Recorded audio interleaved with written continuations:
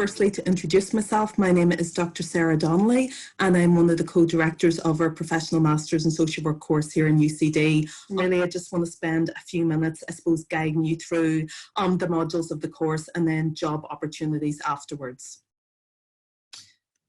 So I suppose firstly, just you can see here an outline of the Professional Masters course, and we can see it's a 2-year full-time program with 150 credits. I suppose it's quite a unique structure in terms of a professional program. In year 1, you spend semester 1 from September to December in college, kind of getting your face-to-face input and teaching.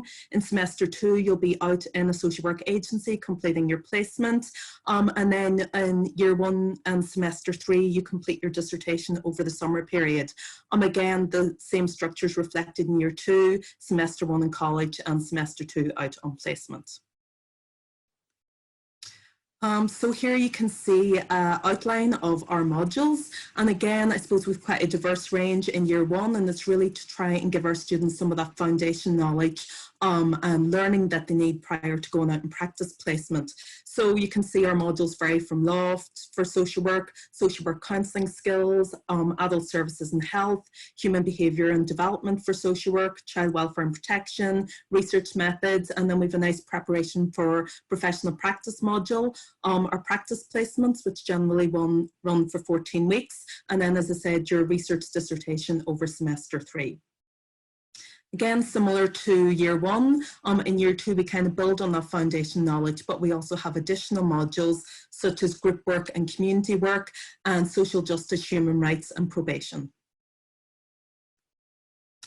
In terms of careers in social work, I mean, the jobs market is very healthy at the moment, I'm glad to say, and the majority of our graduates either have secured employment even before they finish completing their masters or very shortly thereafter. And again, I suppose I thought it would be useful to kind of outline some of the careers in social work, because I think people sometimes traditionally think social work is only about child welfare and protection, and while that's one type of job you can do, social workers are also employed in medical settings, so hospitals, criminal justice, so social workers are also act as probation officers, mental health, physical and intellectual disability services, older people's services, community development, adoption, forced migration or direct provision, local authority housing, substance misuse services or addiction, and then finally adult safeguarding. In terms of, as I said, careers in social work, our graduates are employed both nationally and internationally, and again we tend to have a number of international students on any given year, and our degree is accredited in most European, North American and Canadian jurisdictions as well as Australia. There's a huge deficit of social workers at the moment. I think that's kind of there in the public media, but maybe yourselves aren't as aware of that, and you know there's a huge gap in the jobs market and not really enough social workers to fill available positions. So as I said, most of our graduates are pretty much guaranteed employment as soon as they finish. Again, a pretty healthy starting salary of €41,330, and again there's increments linked to that as you progress up the pay scale. The admissions process, I suppose I thought it would be useful to touch on that. The program's really intended for applicants with a degree in social policy or an undergraduate degree that includes subjects such as public policy research, government, social justice, human and social rights, social disadvantage, poverty or inequality. And again, our admissions criteria would be for a 2-2 or an international equivalent.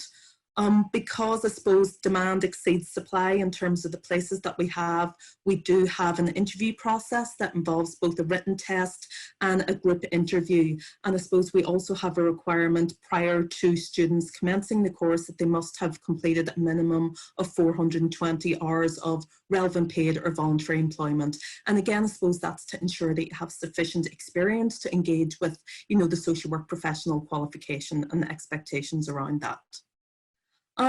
Again, for more information, I mean, feel free to contact myself at any time, or Dr. Hilda Loughran, who is our current admissions officer, or Miss Martina Reedy, who is our senior administrator and helps and assists us with admissions. I'd also direct you to have a look at some of the social work websites, whether that's the Irish Association of Social Workers, the British Association, or indeed the International Federation. And that's a really good place to find out a little bit more about social work in general, to make sure that you're sure it's the career for you.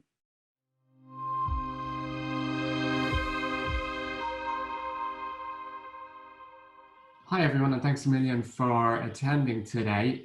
As Emma has said there, I'm going to talk about the MSc in Equality Studies and give you an idea of what Equality Studies is about and what the program involves. Just briefly, and leave plenty of time for Q&A after the 3 presentations.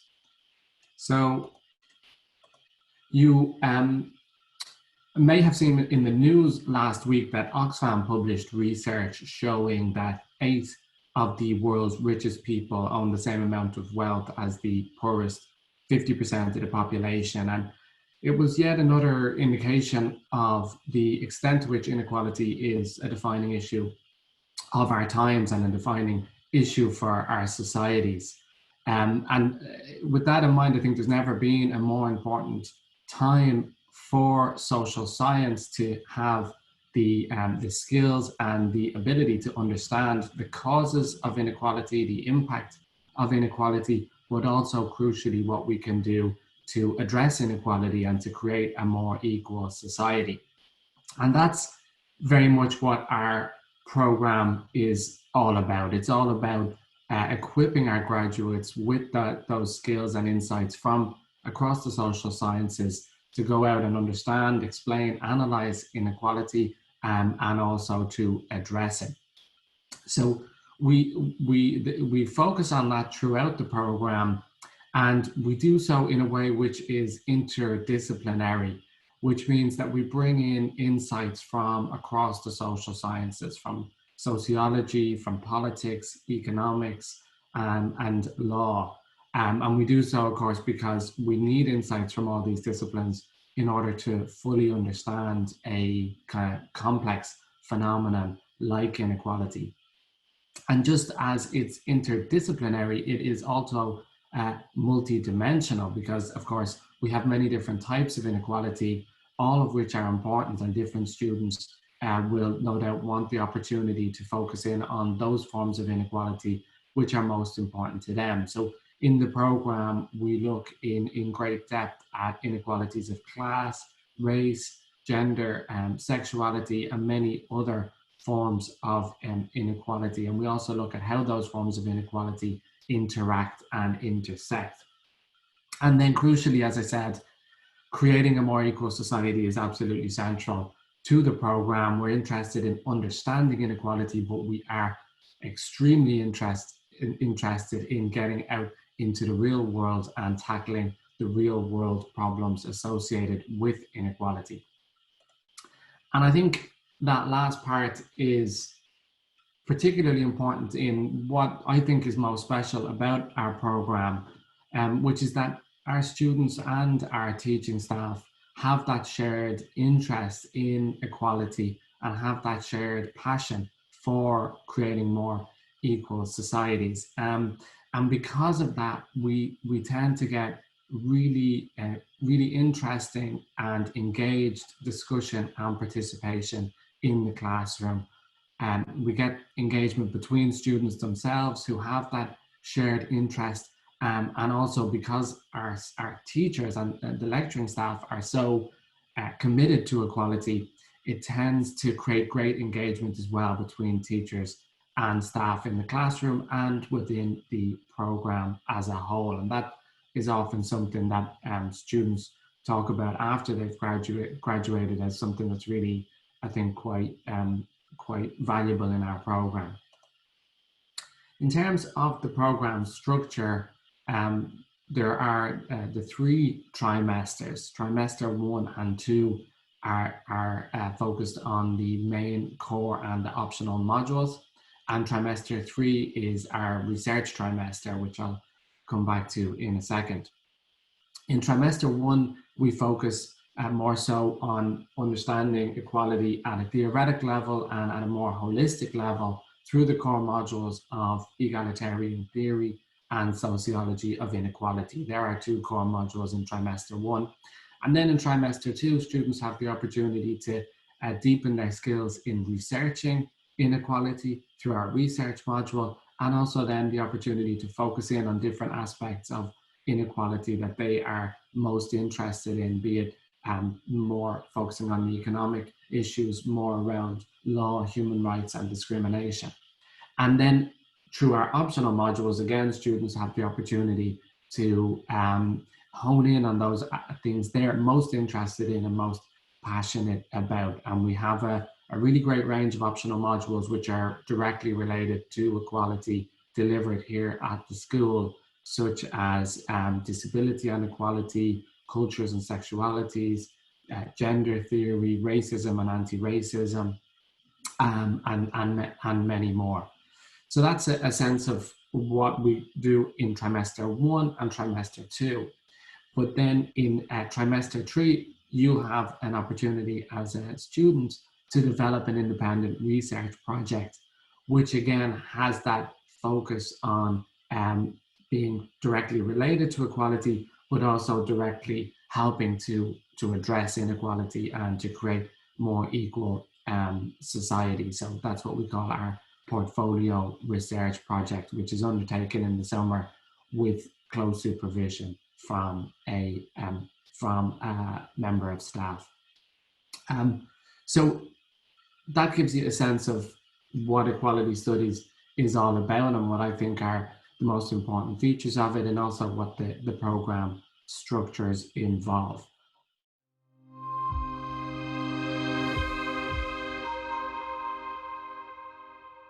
Hi everybody. Delighted to have this opportunity to talk to you who are interested in potentially taking on the MA program in Gender Studies at UCD. I'm one of these really privileged people. I get to work at something that I find inspiring and challenging every day, and to get a chance to speak with you about that just really adds to that privilege. If you haven't seen our Gender Studies video, Welcome to Gender Studies at UCD, I'd encourage you to take a look, and you get a sense of some of our graduates and what they had to say about the program. So one of the things about Gender Studies in UCD, from the outset, it has always been about the intersection of 2 things, about knowledge and action. And academic scholar Robin Wiegman captures it brilliantly when she says, "No, knowing is not the same as knowing what to do." And in Gender Studies, we're really keen to be able to take this time, this very precious time, in doing a master's level program. You've got the time to delve really deeply into knowledge, what it is you know, what it is you thought you know, about gender. And everybody is gendered. So there are many, many, many things that we know. But the wonderful thing about studying at master's level is that we go deeper into this. But also we're conscious that it's not the same as knowing what to do. We need to also be able to pay attention to action. Feminist praxis is one way of thinking about that. But what is it that we do with the knowledge that we have? And Gender Studies in UCD takes that really seriously. It is about making knowledge useful. And that is weaved through how it is we teach and think in our classrooms and learning environments. So what is Gender Studies? It is about adopting a deep and critical, challenging and exciting analytic lens on gender, on our gendered bodies as we navigate our social worlds, our political worlds, our cultural worlds. And we do that by engaging with knowledge and scholarship in the field. And gender studies as a disciplinary field is well established internationally for over 40 years. And there's something wonderful about that, because we're constantly drawing on a wealth of scholarship that has been built up by brilliant scholars and minds and activists over those decades. And we get to engage with that and to ask ourselves questions about what it is we think these scholars are saying, and how relevant is what they said 10, 15 years ago to how it is we think now. That's a wonderful platform for us to engage in. Like Mick, gender studies is interdisciplinary. And it needs to be, because our lives are complex. We are gendered bodies, but we're also sexed and raced and classed and abled. And so we need to have all of the tools necessary available to us to be able to understand and interrogate what those gendered lives look like and mean. So we're drawing on philosophy and psychology and economics and social policy and geography and a whole raft of disciplines. That's what makes it interdisciplinary. But so too do we draw on a whole lot of students who have studied business and law and economics and arts and humanities and art and fine art and sculpture. They have over years found a really vibrant intellectual home and space within gender studies.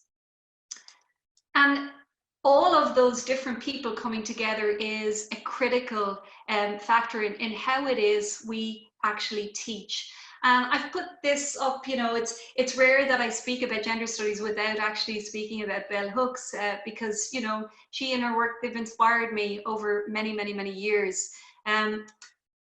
We learn within this engaged way in our classrooms. We draw, all of the teaching team in gender studies draws on the notions and principles of feminist transformative pedagogies. And what does that mean? Well, it means that we create a supportive space that is about challenging ourselves to think and know and understand differently and better.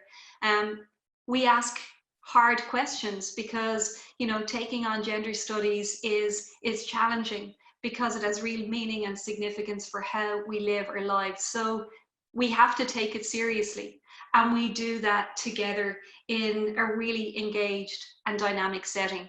And it's one of the things that our students tell us year on year. That's what they love about how it is we do gender studies in UCD. We do it in this engaged way. All of this will be online, so it's very similar to the sorts of MA structures that you'll find across UCD and indeed in our school. We have, you know, the master's is 90 credits and you take 4 core modules. And they're modules that we believe are really important. They're foundational for you. They're where you get the theory and the concepts, the ideas that are going to help you as you move through and navigate your master's journey. And then you choose 2 options. I'll give you a sense of what they are in a second.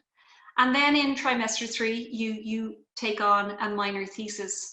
And that's one of the wonderful things about gender studies. You've got this deep interrogative lens focused on this complex gendered body in space and place. And then you get a chance to ask a very particular question that has meaning and significance for you in that 3rd trimester when you engage in your minor thesis. Now, we also have a graduate diploma in gender studies, and that is a mirror almost of the master's program, but it's got less credits. It's got a total of 60 credits. You're in the same learning environment, the same classroom, you take the same core modules. The only difference is that you don't do the minor thesis. But some people decide that they'd like to start with the graduate diploma, and then depending on how they're getting on, transfer, progress onto the master's program. We've had students over the years do that, and it works really, really well as a progression pathway. So these are the core modules that you'd be looking to do. In trimester 1, you'll be taking gender theory and critical themes with me. And with my colleague Dorota, you'll be taking gender inequality and public policy. And they work really, really well together. You've got a lot of theory and then ways in which those theories play out within the public and political arena. And then in trimester 2, you've got feminist and egalitarian research. And Mick has spoken about that. We share that in our school. And our new Professor of Gender Studies, Aisling Swain, will be teaching that next year. And then you also take a second core with me, another conceptual theoretical module called Space, Place and Gender, where we interrogate feminist geographies. And that really reflects the fact that gender is a global phenomenon. And it also reflects the fact that, you know, our students over the last number of years have been 50-50 domestic or Irish or, you know, home students, and 50% international students from the Americas, from Asia, from Africa. And that just adds to how it is we learn. These are some of the sample modules that you'll have available to you next year. Masculinities and Culture and Sexualities with our wonderful colleague Ernesto. Queer Frictions, that is offered to us by Amal Hall, another fantastic colleague who we collaborate with on the Centre for Gender Feminisms and Sexualities, and Anne is the current director of that. And then we've got Critical Race and Decolonial Theory, and again, another colleague, Alice Feldman, we've worked with for years in sociology.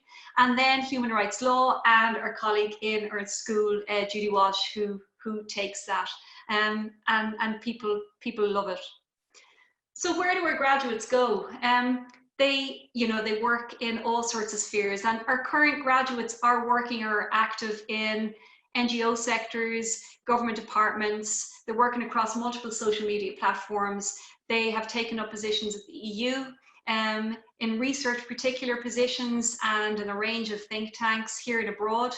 Some get involved in politics. Many are already in education and know that gender is such an important dimension of how it is we learn. They come to do it. And many of our students are engaged in community education and development. And so to finish, back to knowing is not the same as knowing what to do. In gender studies, we are constantly challenging ourselves to make those critical connections between knowledge and action, between that clarion cry of second wave feminism, personal is political. And we challenge ourselves to do that and to do it better all the time. And you know, I very much hope I get to see some of you in our classroom space in September when we start to do that together.